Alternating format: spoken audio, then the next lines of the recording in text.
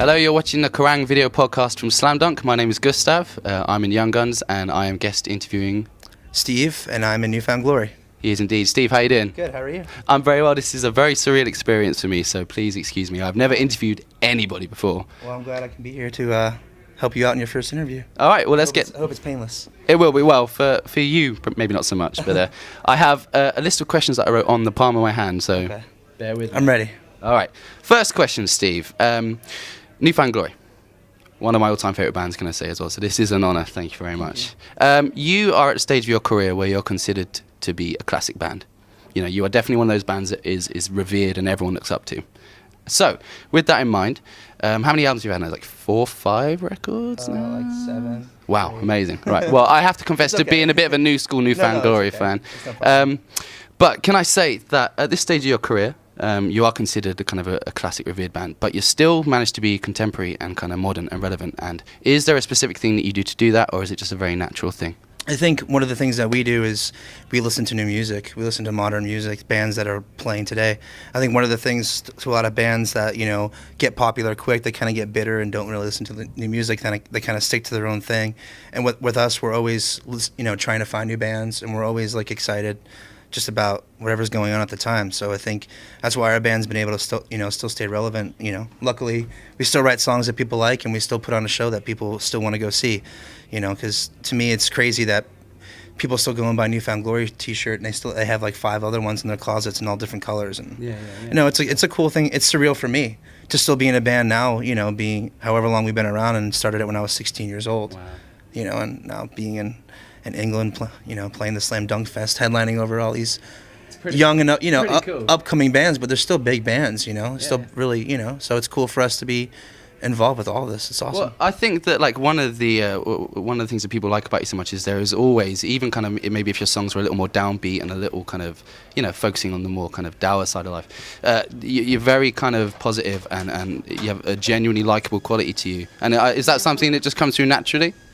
I think that's one of the things about our band that people like you were saying, is like our lyrics and just the way we run our band. We're just real people, and we try to really come across that way in our music and just the way we run our band. You know, like all of our songs are about real things that happen to us. You know, to me and to people around me, to my friends, and you know, the music comes out, and we try to like have the music relate to, or the lyrics relate to how the music is directing you to. Yeah, man, for sure. Well, I think there's definitely a feeling of kind of that you guys are really for real, and I think that's very kind of, it enables people to kind of feel a connection with you guys. Yeah, and I think that's what's cool, because like for us, like, you know, for what we do best is play our live show, and basically our CD is just so kids can know the words, so they can sing them back to us, and that's for us what makes us have a good time. Nice. Well, that leads us very nicely onto my next question, which is that sadly I wasn't there, but I've read all about it. You guys played a very, very small and sweaty show the other night, an impromptu gig in Kingston, I believe. Yeah.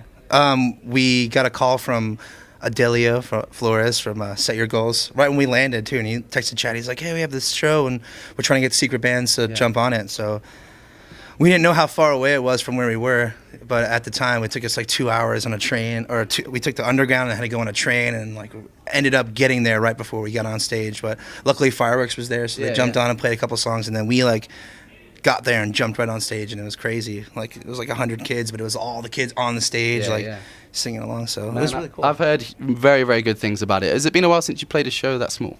Yeah. I mean, we've tried to do small things like that all the time for fun.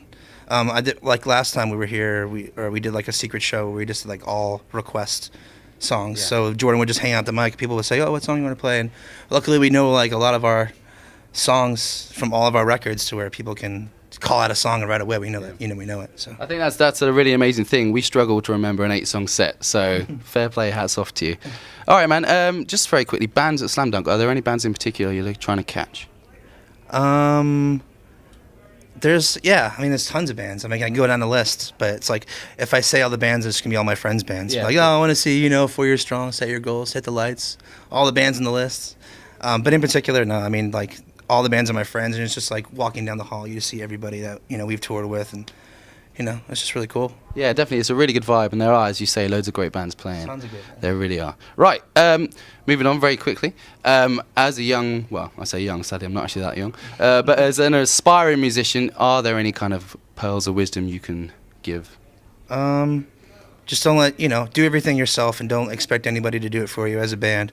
Don't expect a label or a manager to take the initiative to take you anywhere.